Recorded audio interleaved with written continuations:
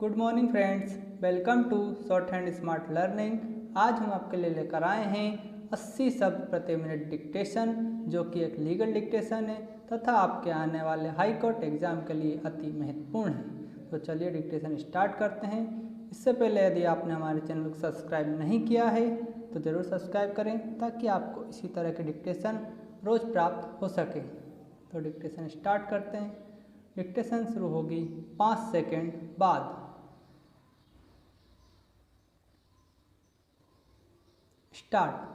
विचारण न्यायालय का आदेश विधि विधान के विपरीत है, कौमा विचारण न्यायालय ने प्रथम दृष्टया मामला, कौमा सुविधा का संतुलन एवं अपूरणीय क्षति के बिंदु वादी के पक्ष में न मानने में त्रुटि कारित की है, कौमा विचारण न्यायालय ने उपलब्ध अभिलेख का उचित रूप से विवेचन नहीं किया है, कोमा इसलिए प्रश्नगत आदेश अपास्त कर वादी के पक्ष में मूल आवेदन पत्र में चाही गई सहायता प्रदान किए जाने का निवेदन किया है। विराम। अपील के निराकरण के लिए इस न्यायालय के समक्ष विचारणीय प्रश्न निम्न अनुसार है। क्या प्रश्नगत आदेश दिनांक 21/11/2019 विधिक एवं तथ्यात्मक रूप से त्रुटिपूर्ण होकर अपास्त किए जाने योग्य है? Question mark para. अस्थायी व्यादेश के मामले में न्यायालय को मुख्यतः 3 बिंदुओं पर विचार करना होता है। पहला, प्रथम दृष्टया मामला, कौमा दूसरा सुविधा का संतुलन एवं तीसरा अपूरणीय क्षति, विराम। इस प्रकरण के अभिलेख का समग्र रूप से अवलोकन किया गया, विराम। वादी की ओर से प्रस्तुत राजस्व अभिलेख से यह प्रकट होता है कि ग्राम गोगापुर स्थित भूमि सर्वे क्रमांक 479 रकबा 3 490 हेक्टेयर शासकीय भूमि है।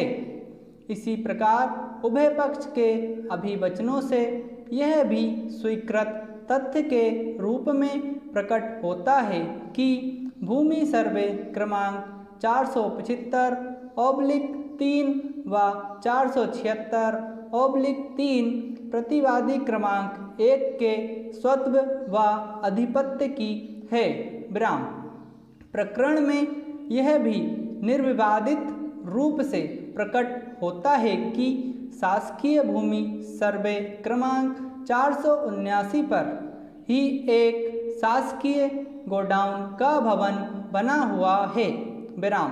वादी का अभिवचन यह है कि उक्त शासकीय भूमि सर्वे क्रमांक 479 पर बने गोडाउन के पूर्व दिशा में वादी एवं गांव के अन्य व्यक्तियों का वर्षों पुराना रास्ता है, कोमा जबकि प्रतिवादी क्रमांक 1 का अभिवचन है कि उक्त गोडाउन के पूर्व दिशा में उसकी भूमि सर्वे क्रमांक 476/3 स्थित है, विराम पैरा। इस अपील प्रकरण की आदेश पत्रिका से यह स्पष्ट होता है कि अपील के लंबित रहते प्रतिवादी क्रमांक 1 ने वादग्रस्त स्थान पर एक लगभग 5-6 फीट ऊंची व लगभग 30 फीट चौड़ाई की दीवार का निर्माण कर लिया है, विराम। वादी का तर्क यह है कि प्रतिवादी क्रमांक 1 ने सर्वे क्रमांक 479 पर निर्मित गोडाउन के पूर्व दिशा में स्थित शासकीय रास्ते की भूमि पर दीवार का निर्माण किया है, कौमा जबकि प्रतिवादी क्रमांक 1 का तर्क है कि उसने अपनी भूमि सर्वे क्रमांक 476/3 पर दीवार का निर्माण किया है, विराम। शासकीय भूमि सर्वे क्रमांक 479 पर निर्मित गोडाउन के पूर्व दिशा में वादी व अन्य ग्रामवासियों का वर्षों पुराना रास्ता रहा हो, इस संबंध में वादी की ओर से कोई भी दस्तावेज प्रस्तुत नहीं किए गए हैं। विराम।